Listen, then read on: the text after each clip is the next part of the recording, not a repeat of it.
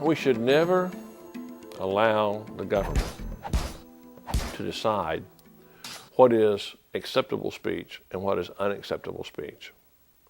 We should penalize behaviors, not opinions, and not speech. If you start trying to regulate speech, you start trying to regulate thoughts, you start trying to regulate beliefs rather than behaviors, there's no way that you're not going to abridge the constitutional rights of millions of Americans.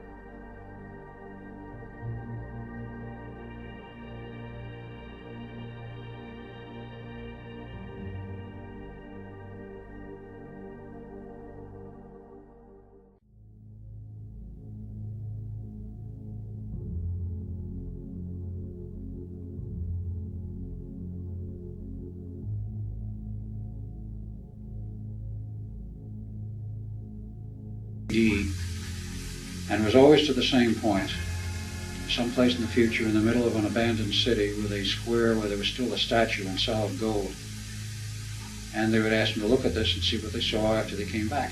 And they interpreted whatever the individual saw, for what purpose I'm not sure, but this was one instance where apparently all recruits were sent to this point in time to see what they saw, and whether they were expecting to find a different answer, and from person to person, I don't know. Were they equipped with protective suits or equipment? No, ordinary clothes. That's if they were going to a friendly environment. Yeah. Well, if you're sending someone into the future, you know, into a possible nuclear... Well, they first would look into the future through the vortex. They could sample the air, they could sample everything on this side. Now, were there different potential futures that people could be sent to? No, because once you make the first connection into the future, it's fixed. Anything from that future point back is fixed. But what I'm saying is, are there different alternate futures that they could go into? The first projection, yes, there's multiple different futures. But once the first projection is made into the future, from that point back, from the future, let's say they project from 83 to the future. Okay. From this point back, it's not fixed. Because the fact that he went from here to here has not fixed the time Even flow. after they turn off the machine or whatever? Because the fact they turned off the machine does not alter that he was here and then came back. Right. Then that sounds like you couldn't change the present by sending someone to the past. Yes, Vice you versa. Definitely. You can, yes. Yes. Exactly. You can change the present by sending someone into the future, too, Right. for that matter. Yep. And How do you alternate change the circumstances. present by sending someone into the future? Under certain conditions, you can.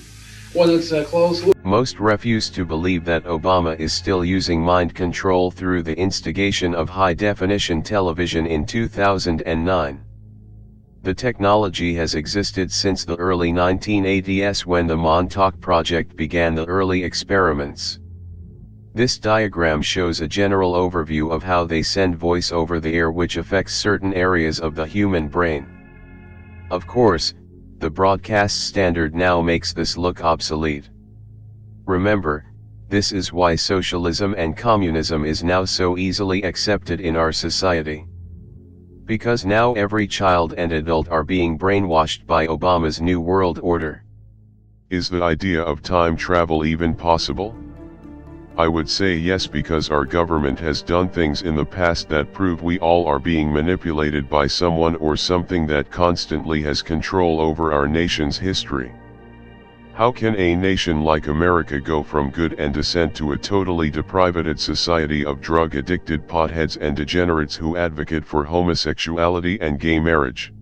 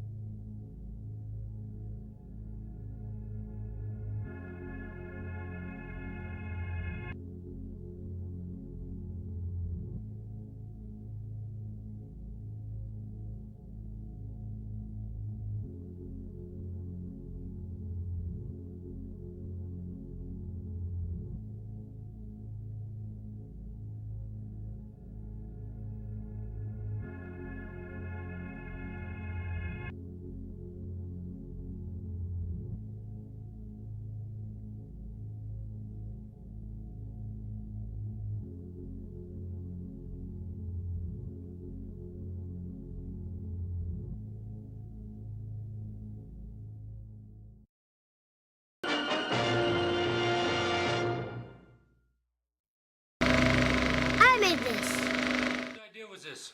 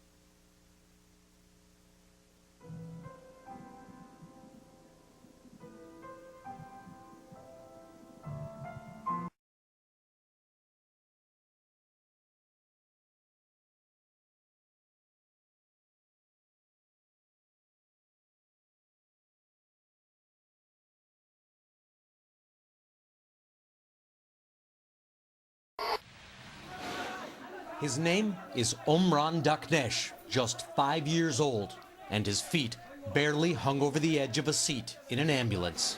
Dazed, he didn't cry as he wiped away blood and the dust of a building that collapsed around him in an airstrike. His silence somehow reminded the world today of its silence in the face of the atrocities in Aleppo. Omran was pulled out alive Wednesday. 5 other children died when the building they were in was hit during the relentless Syrian-Russian offensive on rebel-held areas in Aleppo. The image of Omran's face spread like wildfire on the internet.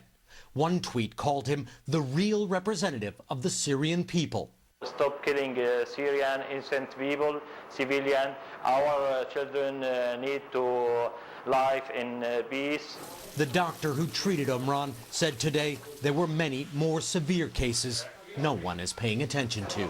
We need to protect our hospital, our doctors, our medical workers from airstrike. Omran is recovering.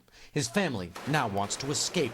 The same choice another boy's family made a year ago, Aylan Kurdi, whose body washed up on a beach. He too was a symbol of Syria's youngest victims. Now there's a new one. Tomorrow there may be another. Richard Engel, NBC News. They've reported from around the world, challenged the powerful, and they bring all of this to every story that breaks. We've got breaking news, and it's good news. And touches your heart. How do you even say thank you? Thank you is not big enough. I made this.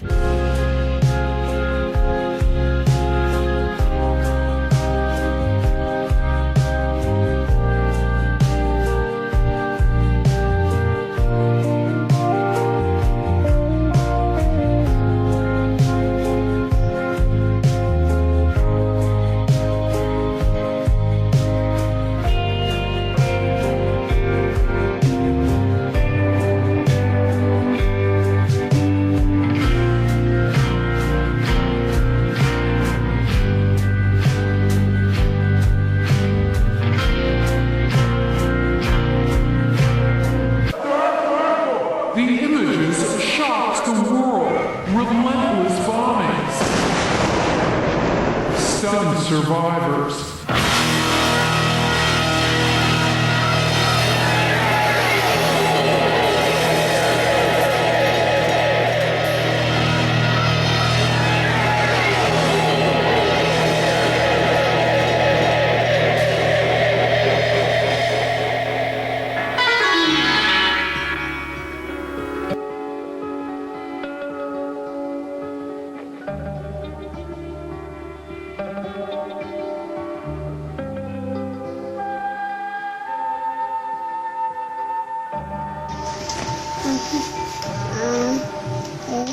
Ông hay mà hay yang berubah hay ambil cuti besar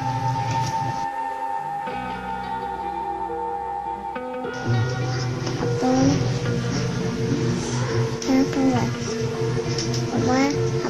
lagi apa lagi